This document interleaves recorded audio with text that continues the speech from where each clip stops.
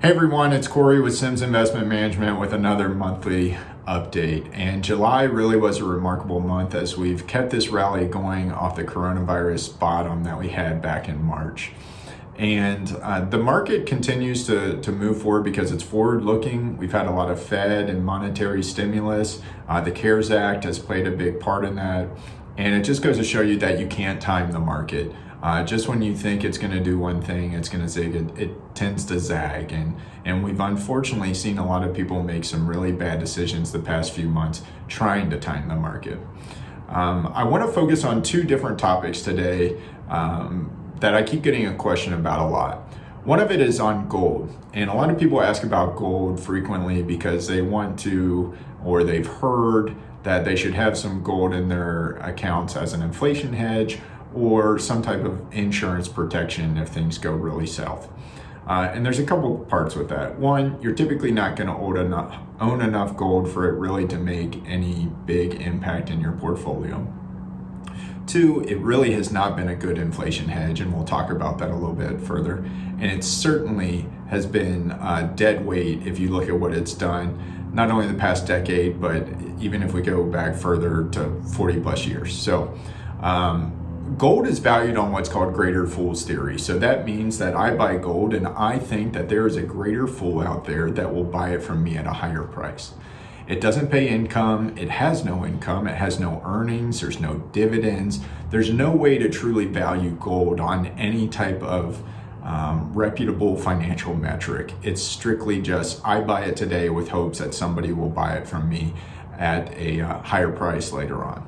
If we think about it from inflation, gold, although it hit a new price high recently at about $2,000 an ounce, it was back at that price 9 years ago. So it's been dead money for 9 years. When you adjust it for inflation, it has not hit a new all-time high. If we go back to 1980, gold's up about 2.5 times since 1980. Inflation is up 3.3 times over that time period. So it hasn't kept up with inflation. It has not been a good inflation hedge.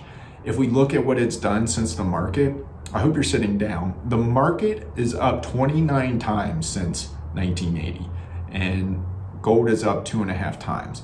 So it hasn't been a good inflation hedge. If anything, it's just been a way for people to get rich off of you. People that buy gold, typically the people that make money are the ones that are selling it, that are using the fear tactics to get you to buy into their marketing and put gold into your portfolio. The other thing I want to touch on today, because I'm getting the question a lot, what's going to happen if so-and-so wins the election? And I don't have a crystal ball, and I don't need a crystal ball because we'll let history be our guide on that again.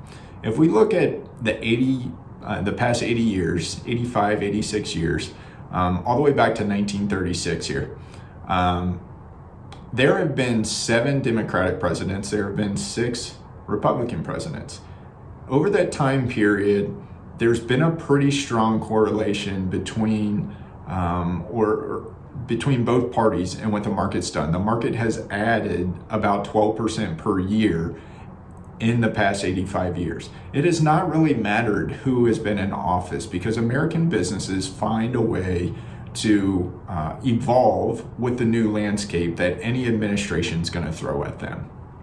And so there really isn't as much of an impact as in the market based on who's in office as people think. The market's done well under Republican presidents. The market has done well under Democratic presidents. And to be honest, that one person just doesn't have that much power to affect business change because it takes the checks and balances that we have in this country in order to really make that new business environment. And yes, it might be challenging for a little bit, but American prosperity comes through and we usually evolve and businesses become stronger because of it.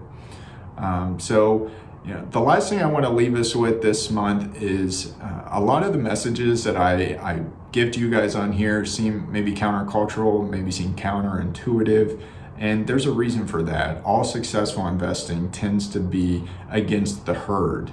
And as soon as you can come to terms with that, as soon as you can recognize that your intuition might not be correct and we need to take a step back and think about this in a broader picture, it really turns into a stepping stone, which is then a building block for you creating and building wealth into the future. So that's it for this month. I hope you stay safe. If you have any questions, please do not hesitate to call and reach out to us, and we'll see you next month. Thank you.